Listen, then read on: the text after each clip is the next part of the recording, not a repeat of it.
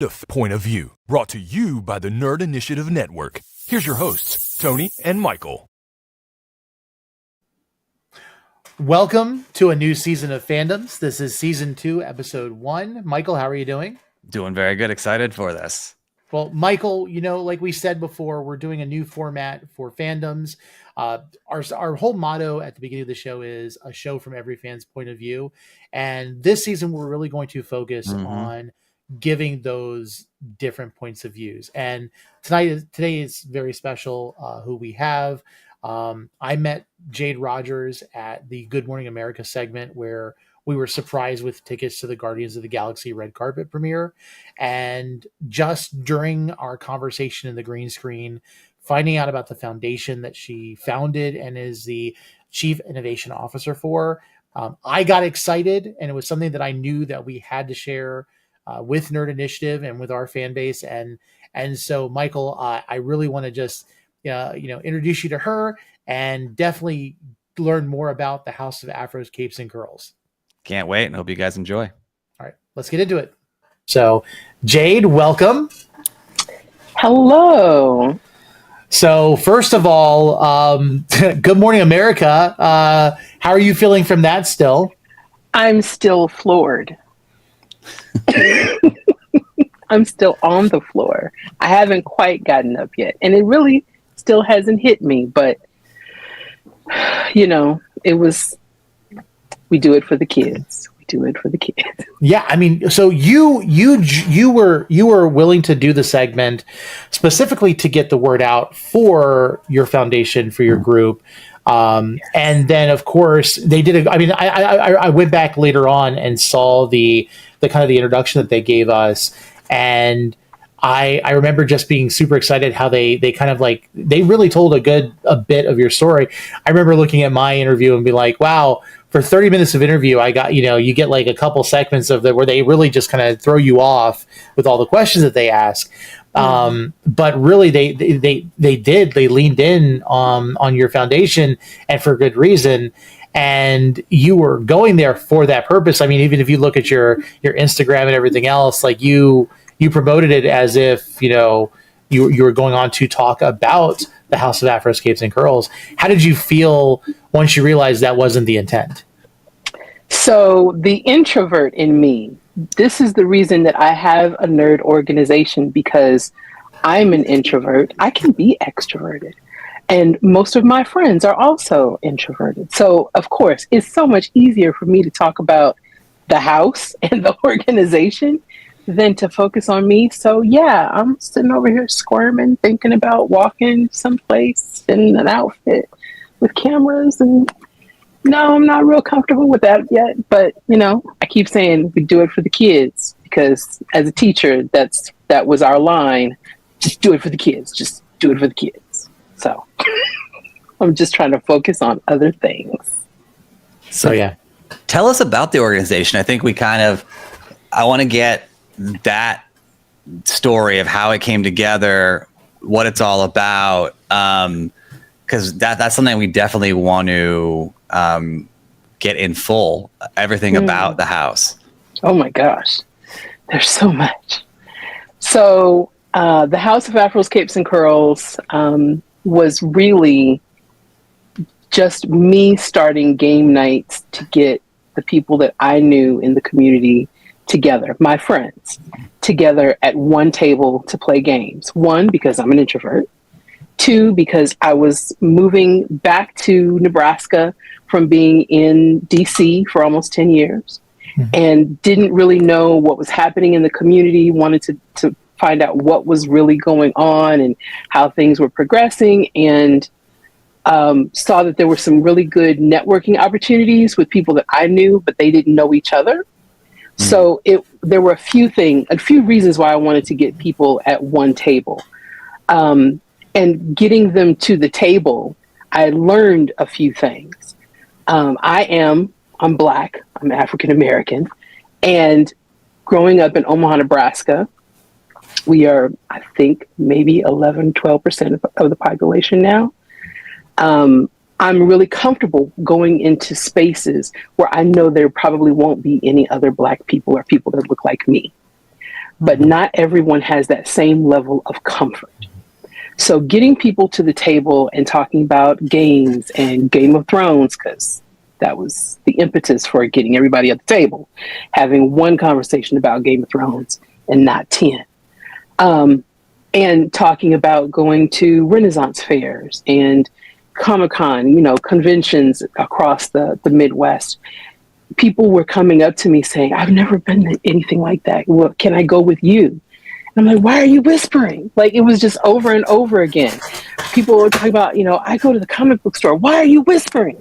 So I realized that there was something there. And when I would go to my local game stores or the comic book stores, I realized I am the only one that I see in here. So I started having conversations with the owners that I felt comfortable with and finding out, is there an audience for building some kind of community around people of color, marginalized people that don't feel comfortable, women, in going into these spaces together? And the resounding answer was yes.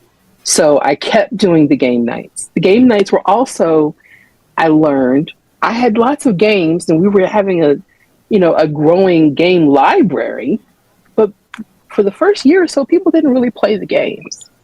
It was really just an opportunity for people to get together and talk about what's going on in the world, what's going on at work, what's going on in the community. And people started networking and doing things and forming, like partnerships and entrepreneur programs together based on them coming to our game nights.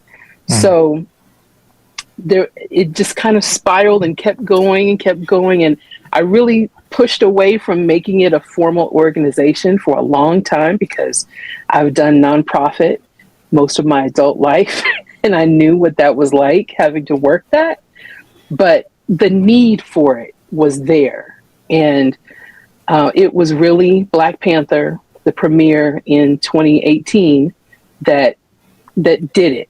That's the thing. I made an offhanded comment, it'd be really cool if we could do a Black History program before the premiere of Black Panther. And a couple of my friends were like, we're going to do that. And I said, huh? What? And we got a theater, and I told them all the things I wanted to do.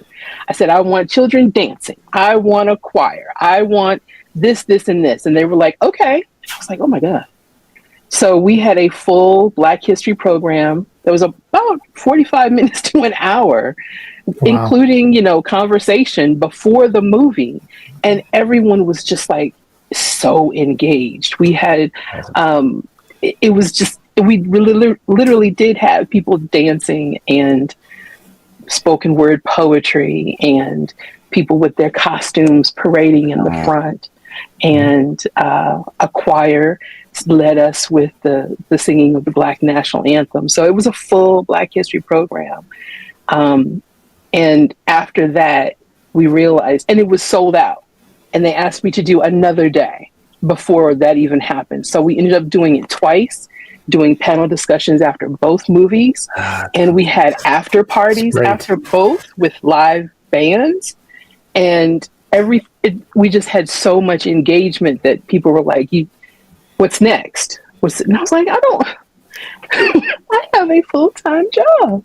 So that's really where the love of trying to do something different came from. And so the House of Afroscapes and Curls existed before, but it was really just me. I like to name things. And it was really just the game nights. But the Black Panther movie was really the thing that cemented, this is an organization that tries to bring people together in a different way. So that's our mission. And not only is it bringing a group of people, you're giving a POC representation, especially in Nebraska. But I think the thing that really caught my attention when we were talking way back, with Good Morning America, was the fact that you're using your educational background to really kind of instill. I mean, even, and I know you want to talk about this, as this coming down the road, you're going to do your steampunk tea party again in June for the Juneteenth celebration. Even looking at your yearbook that you had, like there were entries of educational things about Nebraska, about Juneteenth, about, you know, that really resonated to, you're not just bringing people together for their fandoms, but you're also providing a service of educating so that we don't forget the past. Yeah, I'm an educator first. I'm a historian by trade, and I'm a nerd all day long.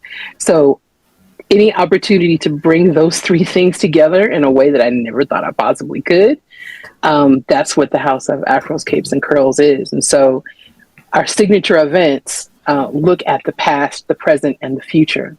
So the Juneteenth Steampunk Tea Party is really a celebration of Black Victorian excellence and looking at the activists, the academics, the inventors, the people that were creating Juneteenth because they were either enslaved at the time that slavery ends or the first generation born after it. So they're the reason that we have the holiday in the first place. So I really wanted to, as Juneteenth was becoming a federal holiday, make it something that really meant something. It's not just an occasion to just have a party, because it's not that kind of holiday. But I wanted something that was filled with joy, but also honored the past. So that's what the Steampunk Tea Party really is. And the AfroCon is our second event that I opened my mouth and I said, we should do AfroCon. And they were like, ooh, we're going to do that. And I said, oh, how are we going to do that? And 2023 will be year 5 for AfroCon. So, wow. Yeah. And Steampunk Tea Party, and then you have, tell us about all the places you've been to. 'Cause, that's pretty surreal too. Like you said, it all started with like a game night, and then now you have so many different genres of fandoms. You have history, you have celebrating marginalized, groups. You have so much. It's like an orchestra of all these different important components, but also like, how surreal is it to be, where all the places you've gone to? That just shows you that the country is accepting and hungry for something like this. That you're going, Chicago, and then obviously we know about the premiere, later on. But all these different events all around the country. That's got to be a surreal moment for this whole progression. Well, the Tea Party is actually in Omaha, but because of me reaching out to the Chicago Steampunk Exposition folks and telling them, hey, I'm coming, and I think I have a couple of friends that are coming with me. They did say, can we partner with you? We looked at your organization. We want to work with you. And I was like, oh my gosh. So there is something that is going to be there. And it's odd that you asked that question, because when I was out in California, I had a few friends that were like, hey, we should do a game night because, we should have the house in California. It's like, okay. So we did. We got a game shop that, oh my gosh, I can't remember the name of it right now, but it's in Hemet and it was great and I love them. And we did a game night in Hemet, California. They want to do another one. I was in Baltimore for a long time this past winter and was talking about the house, and people were like, hey, we should do something in Baltimore. So there is something to that. That's awesome. I also think we lost Tony just now. Yes. I'm sure he'll jump back in. And I could keep it going, but what is he doing? I think his Wi-Fi probably gave out. Luckily, the good thing about it is right before we jumped on, I switched to my account that's on this one. So it didn't drop the entire call, which is good. Good. So that's good to know. What's up, fandoms? It's Mickey, also known as Cell Phone Wallet Keys, and I want to talk about Star Wars. Star Wars Celebration has come and gone, but the massive amount of news and content we've gotten is overwhelming. It's like a big pile of treasure. Would you look at that? And in that treasure, there's one gem that shines brighter than all the others and just happens to catch my eye. Star Wars Visions Season 2. We got an amazing trailer with so many different types of animation, and we knew going in that Season 2 would not be as anime heavy. But to finally see some footage, it is inspiring to see Star Wars through the eyes of people from different cultures and lifestyles and traditions. It really does look like a celebration of animation from around the world with an assortment of styles and stories that'll have something for everyone in the family. For example, look at United Kingdom's Aardman Studios, the minds behind Wallace and Gromit and Chicken Run. Ireland's Cartoon Saloon, popular for Wolfwaker, Song of the Sea, and The Secret of Kells. India's 88 Pictures, the studio that brought Guillermo del Toro's kid series Troll Hunters to life. The French studio La Cachette that animated Jindy Tartakovsky's Primal series. We have Spain's El Giri, Chile's Punk Robot, South Korea's Studio Mir, Japan's De Art Studio, and South Africa's Triggerfish. I love what these animated shorts do for the Star Wars universe.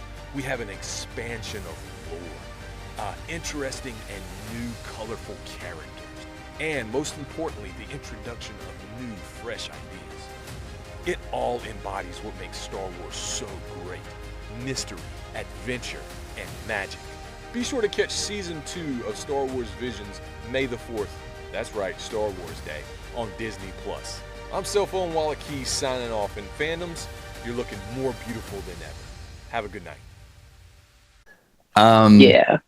So I want to get, Tony's going to be sad he missed this, but I want to keep the flow going until he comes back in. Okay. We always love asking people their nerd origin stories. Oh, yeah.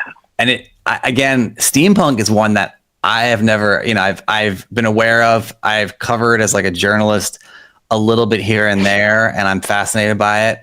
But it seems like you have such an eclectic mix of things that you're fans of. I would love to hear like what your first experience with it, and obviously you have a history background.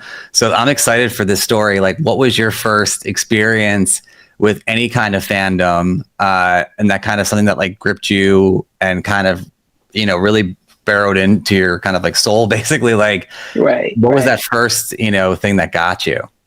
I think it's a combination of a couple of things. And I do remember being 5 or 6 years old and all of those things being melded into my brain at the same time. One, my siblings are significantly older than me. Okay. So there was a lot of Star Trek. Like, that was the one thing that I feel like there was no competition for the television for. Of course, that was not my choice. I wanted Sesame Street, but everyone seemed to be around to watch Star Trek. And that's still kind of the case. But I also, and then I think in the Good Morning America piece, I talked about my brother and the comic books. I was looking at comic books before I could read. And Star Wars. I remember going to see Star Wars. I was, 6?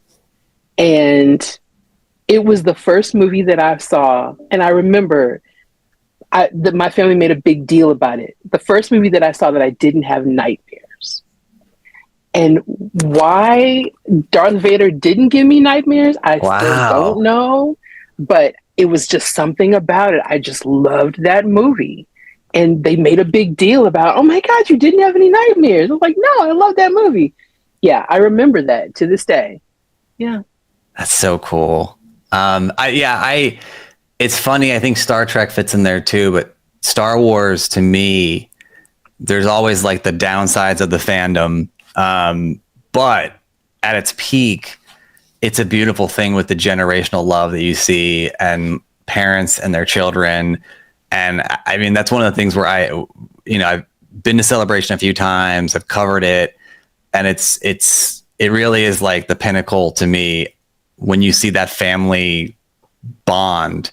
And I can imagine with Star Trek too, because again, it's another fandom that's been around for 40, 50 years and still going strong. Mm-hmm. Yeah. Let me message Tony, see what he's up, how he's doing. Okay. He's gonna be sad he missed your origin story, because I thought it's a really good one too. How are you doing, bud? Of course. We've never lost him before. This is the first time. Oh, wow. Hello and welcome back to Pooja's Picks. My name is Pooja and I'm here to bring you the latest in movie news. Let's get into it for the week. Renfield stars Nick Cage, Nicholas Hoult, and Awkwafina in this bloody vampire story that centers around Dracula's lackey, Renfield, who is desperate to be free of his boss's chains and live a life of his own. Nick Cage has always been one to keep the weird vibes going in the movies he's in, and after seeing an unhinged version of Hoult in 2022's The Menu, I'm so excited to see him in a role that seems equally unhinged. Japan is on the brink of disaster in Suzume, the new Japanese anime film from Comics Wave Films and Toho. It's not until a young teenage girl named Suzume sets out to save her country using her supernatural abilities to close off mysterious doors that are wreaking havoc across Japan.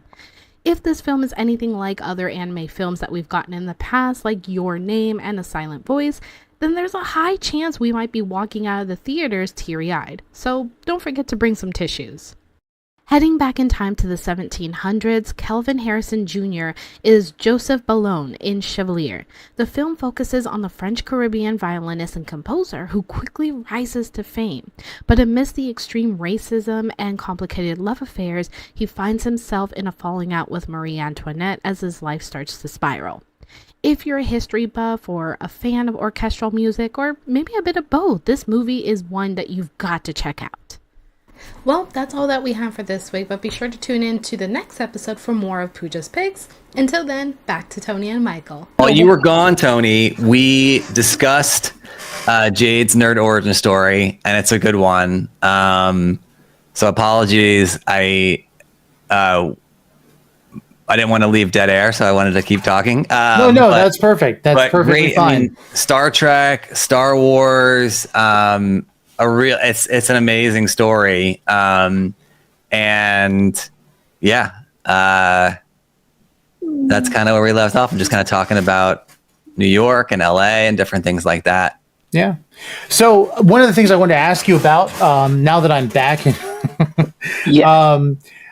so this started in Nebraska, but you have opportunities that are rising for this to kind of go elsewhere. Is that correct?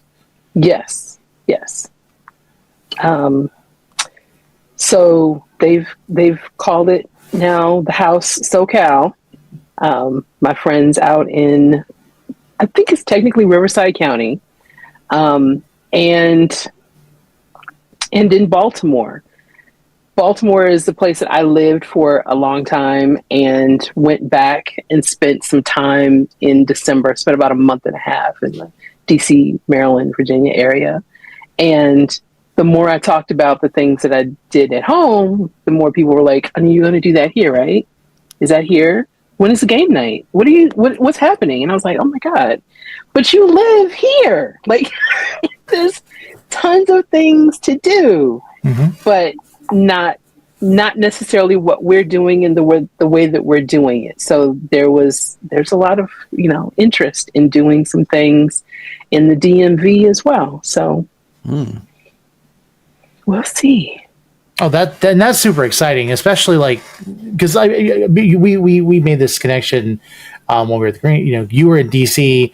I'm Northern. I've been in Northern Virginia all my life, and so knowing how there are things out here. There's things like BlurredCon, and there are opportunities for groups, but at the same time, there could be so much more, and especially when it comes to something like what you're doing, where not only does it provide, this safe space, but it also provides this educational background. I think, like I said before, that's what really resonates with me is, bringing it back to an educational standpoint that, you're making it fun, but you're also keeping that awareness of what's come before, and I think that's just the most important thing, and I'm excited about that. Wow. Well, that was the one thing that I said, if I'm going to do an organization, I have to have an educational component, and there has to be something for young people. Primarily because people were coming to game night and events without their kids. And I would continually say, this is a family-friendly thing. You can bring the kids, but they wouldn't. They were like, no, I got a babysitter. So I created the Young History Detectives for a lot of the kids that were associated with folks that were coming to the game nights, and my friends and folks that I knew in town, and some people I didn't know, but their kids are nerds, and they were looking for places for their kids to feel comfortable and accepted in all the things that they like and love. And so the Young History Detectives is our educational component for young people to come and be able to nerd out about all the things that they love and they like. But also learn some history with an emphasis on the African and the Black experience, and also learn how to research, because I am an educator and citing sources is important. Doesn't matter what people say. I still take points off when your sources are not cited. I love and that. I wanted kids to be able to understand what that meant and empower them in that way. Because the earlier that you learn how to do good research, you will use it for the rest of your life, and you'll just have so many more advantages to. I just really wanted the kids to learn it. So the Young History Detectives have a project right now that they've been working on for this is our 3rd year, and it's the Spatial Memory Project. And it is looking at what the effects of redlining have done in North Omaha. Each kid gets an address. It's a residential, if they are older, because we have a mentor program with the Young History Detectives now, so that they don't age out, or a business address. And we teach them how to research the address from the 19 teens to the present day fully. Everything that they can find out about whatever business was there, who owned that business, the types of services that they provided, what the impact was in the community, so that at the end of 5 years, that's what I've said is a 5-year project, we will have a database of information on addresses on 3 particular streets in North Omaha, which is predominantly where a lot of history for Black people in the city is, and be able to create a VR experience and tour of North Omaha. That is so cool. Sorry that I got loud. No, I did the same thing when she told me this a while back. Like, that was like the most exciting thing for me. Absolutely. Yeah. Because like, if you don't know, I mean, Michael, obviously you may not be in the VR, realm of the nerddom, but one of the things I thought was the most amazing when I first had a VR set of goggles was they had things like the International Space Station, where you actually floated through it and learned something. And then I remember, I think the one that made me you don't expect to go on VR and be emotionally moved, but going to the Anne Frank house and literally, like navigating up to the space and like picking up the diary and looking at like that. There is such a need for more opportunities like that, and that's the beauty of the internet right there. Yeah. And that gets the kids where they are, because these are the things that they're interested in. And coding and gameplay and gamification, that's where they live. So why not take the things that I think are important for them to learn, and their parents have also signed off on that, but that they get to enjoy it. And I thought in the beginning with the Young History Detectives, I've been a teacher for many, many years. And so I really introduced playing games at the very beginning. So we would spend half of our time learning things, but then the other half of it playing the games. And what I really discovered, very early on, the kids were so engaged and enjoyed learning about things that they weren't learning in school, that they were like, no, let's play the game next time. No, I need more time on this project. No, I need to go to this site and get this in my notes. So the gameplay became secondary. So I have to find ways to put it back in, because once they get involved, they are going. So it's a beautiful way that I can do a lot of things with kids all at once and give them the experience of doing that in a safe space and exploring all of those things. They have a hand in a say in everything that we do. All the field trips, I let them, I had to make them. I had to literally make them find the fun. They said, these kids, okay, and we're talking 5th through 12th grade. Last summer, when I asked them, okay, so what fun places do you want to go? They said, we could go clean the park. I said, okay, that's a great thing. I love that spirit in you. But can we do something fun? Like, it was like pulling teeth, because they really wanted, once they got together and they were all like, we're doing this thing and we're building community and we're learning about our community. That's really where their focus was. Wow. Oh, the civic mindedness of that, though, that you're instilling with them, and even with their projects, like the fact that their end product is going to be something that's so fulfilling and rewarding that they can go back and say, I did that. That's the best part about it. And it doesn't surprise me that they'd rather go clean a park than, look for something fun, because in their mind, that's where their mindset is now. And that's the best part about it. I feel like I got robbed as a kid. I wish I would have had you as my teacher. Like, I feel like I've got, well, I mean, wow. I don't toot my horn a lot, but I do know how to teach. I've done it for a long time.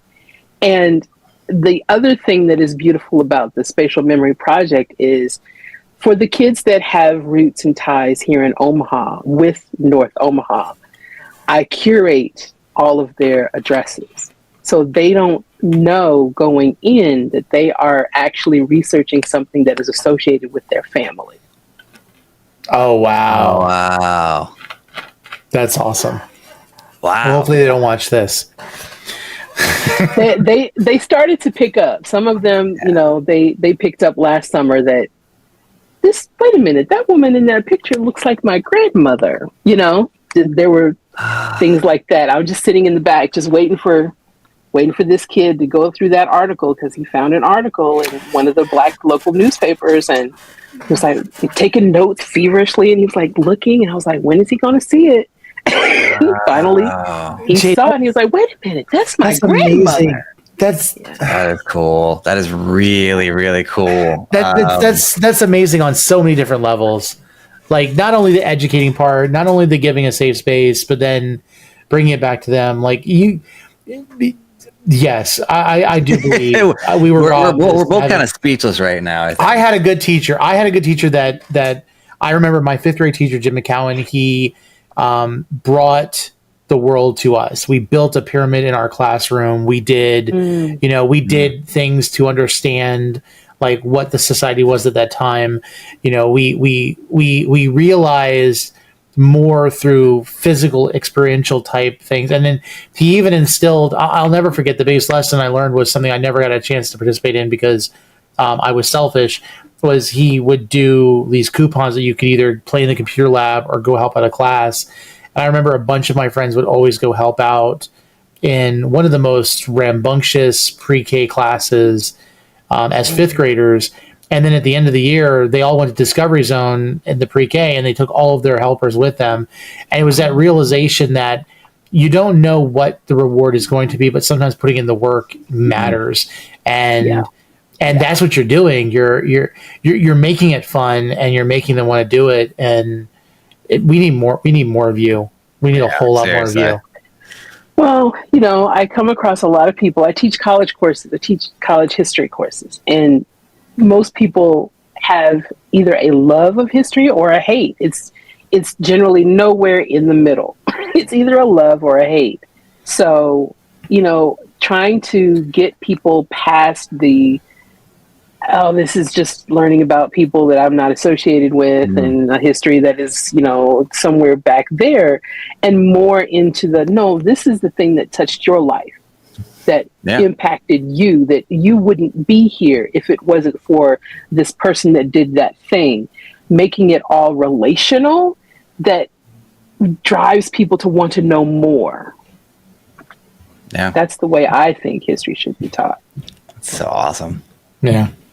So let me ask you this, and we can kind of like wrap it up, because I again, I'm gonna have to watch the show because I need to know, everything that that you said while I fell off of the face of the earth.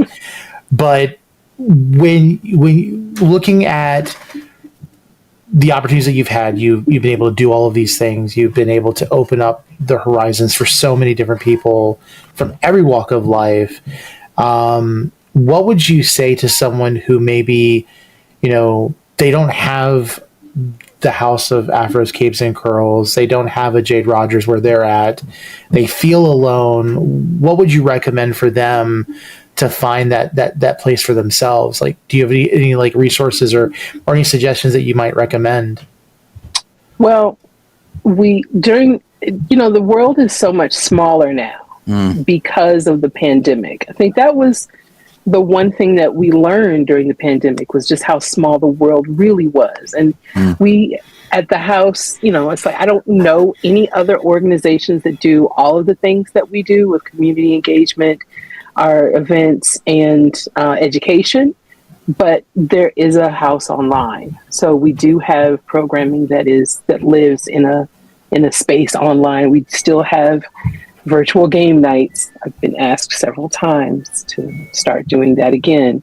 During the pandemic, we generally have game nights once a month. We went to 2 a month during the pandemic, which is a lot of work. So I took a break for a long time. But people have asked, hey, let's do a virtual game night again. So there are some things that we are doing like that in the House Community School.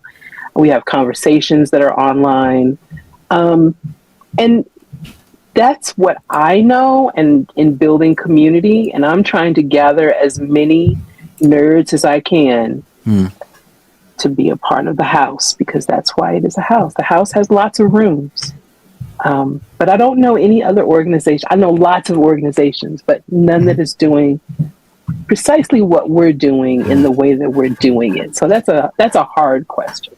Yeah. But also, to your point, you talked about the pandemic, and I think that's important. I think it's weird.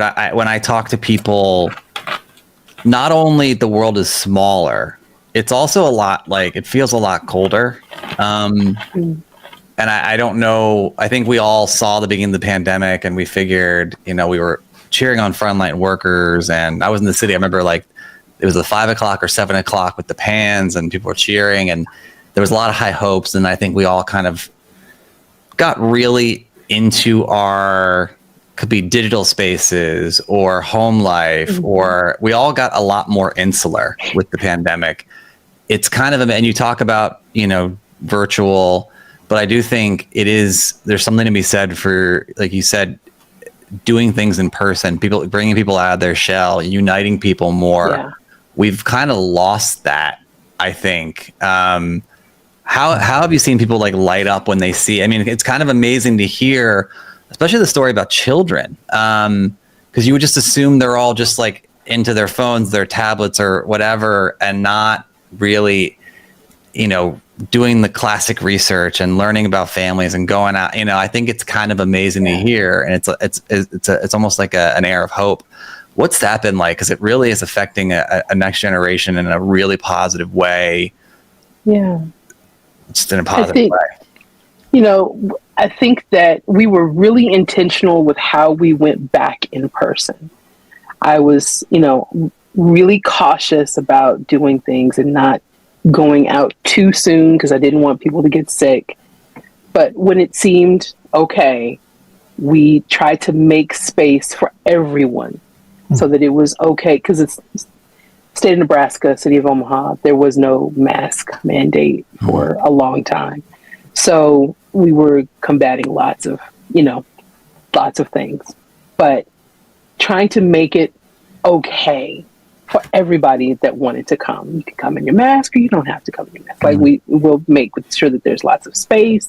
So the first few things that we did, we really tried to honor everyone and their, hesitation, and be mindful of the fact that not everybody was ready to go back. And so when we did the Steampunk Tea Party, and we were really trying to be intentional with the space that we used and the workshops that we had, and having workshops in person, but also doing some things and having conversations online for people that weren't quite ready to go out and do that.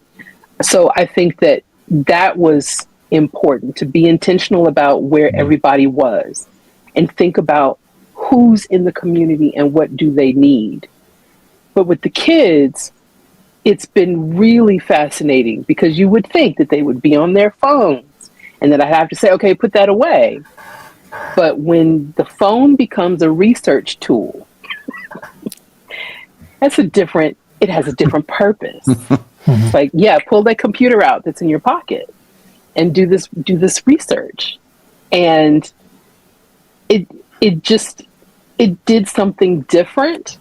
Our office space is at the University of Nebraska at Omaha, which is amazing for me to be able to have kids on a college campus, 5th graders and 6th graders on a college campus, feeling like, and not just feeling like it's their space, it is their space. And they would go to the library every day, and we had a computer lab that we used every day, and they'd be on the computer and using the databases. Like, they're doing things that college students are learning to do, freshmen entering college students. But I think that all of that to get to this moment that I saw the kids on the microfilm. Oh man, that's a blast from the past. I know. When the librarians taught them how to use microfilm, I was just like, oh my God. Because they were all like, what is this thing? Like, like, have no clue what these objects are. But once they figured it out, they were like, oh my God, this is cool. Oh my God. It's the most antiquated system. But they were like, not even using the computers anymore. They were on the microfilm. No, go back. I saw something. It was just amazing just to watch them on the microfilm. So you would think that that's where they would be. But when you introduce them to these things that we may think, oh, they're not going to be interested in that, you have to give them a reason to be interested. And if they know that the information that is on there can really help you dig through who this person was that lived at this address, or who owned this business, or, there's pictures on there of, old newspapers and documents. And, they just started really getting into it in a way that even I didn't expect them to gravitate to the microfilm collection the way that they did. And it's been years since I've worked with microfilm, so they're like showing me. I'm like, wait a minute, hold on a second. No, that's upside down. But it's tangible. Yeah. It's tactile. So it's something that they can manipulate. And if they get it wrong, they know, I'll just run it back and do it over. So it's safe. That's awesome. That's amazing. They just need opportunities like that. It's like, where do you go from there? That's just. Well, I think it goes deeper than just like you get excited. First of all, you get excited. You get excited that there's this opportunity for inclusivity for people who are marginalized, and then you go to the point of like, oh, there's an education aspect. Oh, there's you're investing in these kids. These kids are wanting to be civic minded, and then you go back and you're like, oh, I'm also helping them research their family history. Oh, and then you're giving them the tools to be able to do something that. Could you imagine, like, you're setting them up for success in the future? That all comes back to a point of like, oh, let's talk about. You literally said, let's talk about Game of Thrones, and now you're to this point, and right, and I mean the sky's the limit. And honestly, You said there's this resource online. I also want to make sure that we make this mention. If anyone follows the QR code that's up here on the screen, this will take you to afroscapesandcurls.com.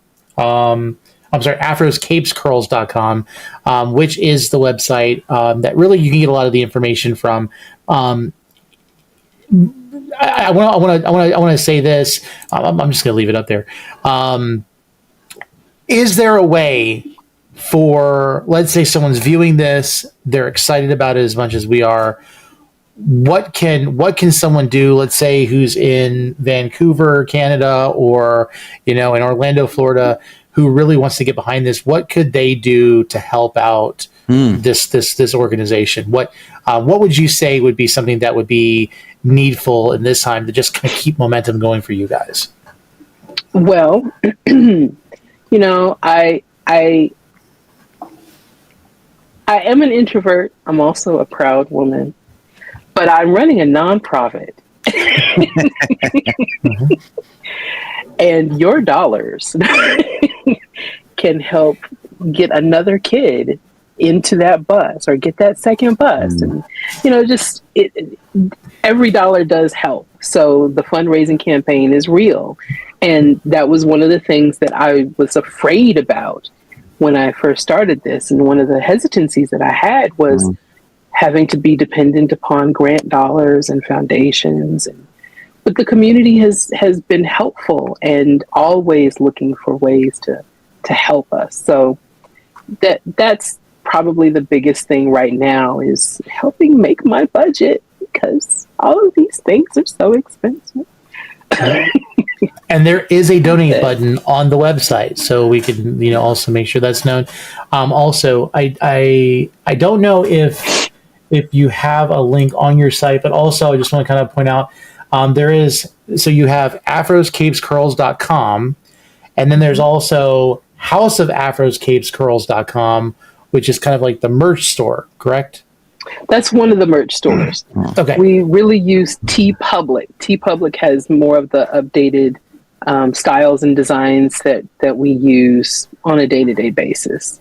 But either one, you can get house merch. That's also helpful. Yeah. And also those Steampunk Team Party books are for sale, correct? Yes, they are for sale. And beautiful. It is a hardbound coffee table book, photographs that are. It is a beautiful book, and not just because I did it. It's a beautiful book because the community came out and they showed out. They came, and there were people that over the years said, Black people in Omaha are not going to dress up, Jade. No, they're not going to do that. And I would just sit back and say, okay, I'm just going to make the space and see what happens. And the Steampunk Tea Party was our first event that people came, and more people came in costume than not. And we had photographers there to take portraits of people. So this photography book, this coffee table book, is truly portraits of people in the community. And people have just been floored by how good people look in steampunk, Victorian, and Western wear. And most of the people in here had never done it before. They've never done any kind of cosplay or costuming at all, but they hit it out the park. It was amazing. Oh, and they just look joyful. Like, you could just see them beaming in their portraits. Like, it was like, I just remember flipping through the book with you, and it was just beautiful. It was just beautiful kind of to see how excited, how proud they were of doing it. And yeah, I think we need more of that kind of stuff. Definitely. And multi-generational, because there are people in there and their grandmothers are in the book. That's awesome. So, it's just, it was just a beautiful day. And we try to, in every event that we do, everything that we do, always the focus is, how can we bring all of the joy out for everybody that comes? So it's a safe and inclusive space, but one that is filled with joy. So I think you can see that in the portraits in the book. So I know you're an introvert, but that's a big but. you and Tony met because you guys both were surprised with premiere invitations to Guardians of the Galaxy Volume 3. We're on Good Morning America 3, went to the West Coast for Oscars weekend, and I know that is a lot in itself, but for someone like yourself who clearly, it's beyond clear, has made an incredible impact on countless lives and the community that you involve and the kids that you teach. Again, as an introvert though, you must have gotten so much love from people who were able to, be involved to watch you, live and still have an opportunity, when the premiere happens in a couple of weeks. What was that like coming back? Because I know I can tell already you don't want to make it about you, but I can only imagine how happy, and I'm getting happy, just knowing you for an hour, how happy and how emotional countless people must have been to see you on there when you came back, just to, we're so happy for you. So what was that like, having the spotlight kind of turned on you for a second? I know it's awkward, but it does deserve recognition, every once in a while. I think I got lots of phone calls, lots of texts, lots of still phone calls and texts. The church that I attend here in Omaha, the pastor sent the link to everybody. He told everybody. I was like, why did you do that? What? Just so there are people all over the community that have been still, oh my God, Jade, I saw you. Thank you. And but I'm happy that I made them proud. And I think that was the biggest thing, that I had people that I didn't know that were calling me or texting me. They knew somebody else. It's like, oh my God, I got to send her a message. And so through other people telling me how proud of me they were, how I carried myself on Good Morning America, but also being recognized for what I'm doing and the community that it impacts. So that has been sort of surreal. I don't think it's all still hit that even happened, because that was just, someday I was going to hit me and be like, oh my God, but it still hasn't really hit me. But I'm happy that I made so many people proud and I did a good job. Well, I think you've already been doing a good job. I think people were also just, I can't imagine somebody that was more deserving. Just knowing the impact that you've made, it doesn't surprise me that there are people that love you, that are behind you, that are excited for you, that see, this opportunity that you've gotten to be able to go and say, yeah, this is deserved, and so much more is deserved as well. So thank you very much. Not over yet. There's a lot.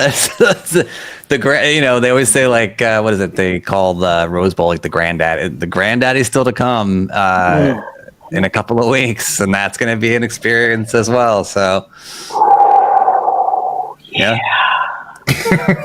Before you go, what is the one thing that you are most looking forward to? With the premiere, is there one thing, a person you want to meet, a thing you want to see? What's the one thing that you're incredibly excited for? I think I'm most excited. I mean, to meet people would be great. I love Zoe Saldana, but I think it's just seeing the movie first. I think that's the thing. I'm trying to not, I haven't really even thought about all of the other stuff beyond what am I wearing, who's doing my hair, where can I get my makeup, just all of those superficial things. So I think that I'm really focused on, at this moment, I'm going to get to see the movie first. So. Yeah, but it also means that you have to wait a whole week before you can share it with anybody. And so, not Tony, you guys can talk. well, we could talk, but imagine like I can't imagine like if I'm so emotionally moved, like what was it? James Gunn posted a tweet today where it shows Mantis between Nebula and Drax, and they look battered, and you tell they're protecting her. And I just retweeted and said, James, I will be yelling your name in the premiere if you cause any emotional damage for me. I can't do this. So if you hear me go, James Gunn, I feel like you're going to say that. Happen. Yeah. I think that's happening. I think it is. Yeah. I think that's going to happen more than a few times in this movie. Yeah. So. It's going to be emotional. Well, Jade, I can't wait to see you again in person. Yes. And then, you're going to be bombarded with my son. Trying to talk about. All right. I'm trying to prepare him now not to talk about video games all day. So, we should be good. We just got to hit on the right one, and then I'm right there with him. Yeah. Well, for him, it's been nonstop watching Guardians of the Galaxy since we got back from the Good Morning America segment, and he's been telling everybody about it. And he's like, we've got mine's hidden, but the big ticket's got to have to keep the big ticket, and that's cool. He wanted to tell. He actually was in the airport and asked the lady that was sitting next to him. He's like, "Did you watch me on TV today?" Wow. We're creating a monster. That's all. No, just get him early. That's all right. Yeah. He's A-list. That's it. It's done. It's hard to go back. Yeah. So this has been just a segment with us with Jade Rogers, the founder and the chief innovation officer for the House of Afroscapes and Curls. Please be sure to follow the QR code, find ways if you want to donate. Please be sure to check that out. And again, if you're in need of resources, you're needing something and there's nothing in your area, go on their website and utilize what they have to offer. And hopefully this is just the tip of the iceberg. But Jade, thank you so much for being with us tonight. Seriously. Thank you. It was wonderful talking to both of you. Wonderful, Mike, meeting you. You too. And I look forward to more conversations because I won't have anybody else to talk to about this movie now that I think about it.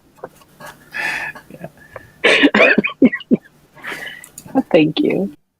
Well, that was absolutely amazing and just really fantastic. Just knowing about that organization. And we're definitely one of the best conversations conversations we've had in a long time. Oh yeah. And obviously I can't wait to go back and watch the Nerd Origin Story since I fell off the face of the planet there for a minute. That's awesome. You got flipped. Yeah. Thankfully it was a short-lived thing. But thank you all for watching. We really appreciate you taking the time. Again, I'm just going to remind you here, follow the QR code to the Afroscapes Curls website. We would love for you guys to see how you could donate or utilize their resources.